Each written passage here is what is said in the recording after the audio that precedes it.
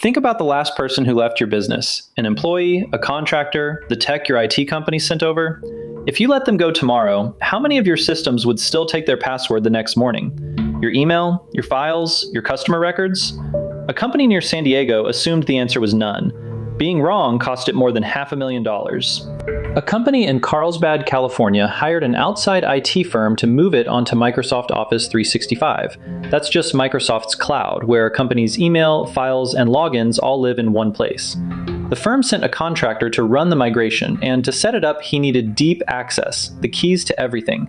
That's normal. The problem is what happened to those keys later. It didn't go well. The company wasn't happy with his work, so his firm pulled him off the job and then let him go in May of 2018. He flew home to Delhi. As far as the business was concerned, that chapter was closed. The difficult contractor was gone, an ocean away. But nobody had gone back and shut off the access he'd been given. 3 months later, on August 8, 2018, he logged in.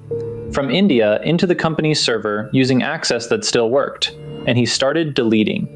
By the time he stopped, he'd wiped out more than 1,200 of the company's roughly 1,500 Microsoft accounts, most of the business gone. No virus, no password cracking, no firewall to break through. He didn't break in at all. He walked through a door nobody had locked behind him. Those accounts weren't just logins, they were the company. Email, files, the ability to even sign in. Most employees were locked out, and the business shut down for 2 days. Rebuilding cost $567,000, what the company had to pay to fix what one logged-in session destroyed. The judge called it a significant and sophisticated attack, planned and clearly intended as revenge. The contractor was arrested in 2021, flying into the United States, not knowing a warrant was waiting, and sentenced to 2 years.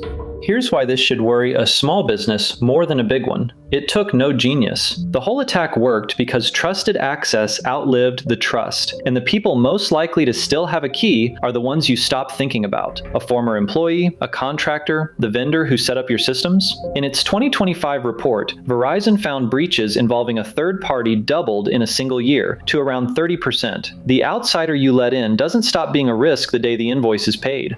So here's the fix, and it costs nothing.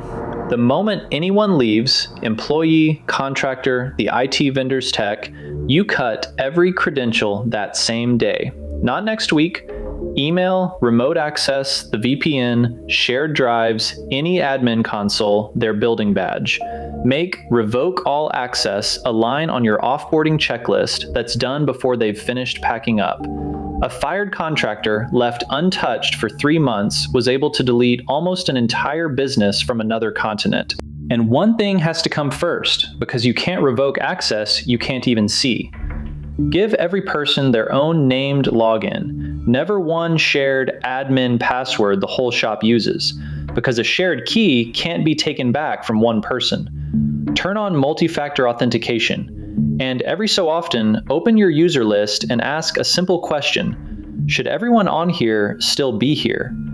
The names that don't belong are the ones that come back to haunt you. The contractor was gone for 3 months and still took the company down in an afternoon. So go back to where we started. If you let your last hire or your last vendor go tomorrow, is there a single step in your process that kills their access that same day? If you're not sure, that's the thing to fix this week. Breach Brief breaks down one real attack and what it actually costs every week. Subscribe and stay a step ahead of the people who already have your keys. This is general education, not legal or financial advice.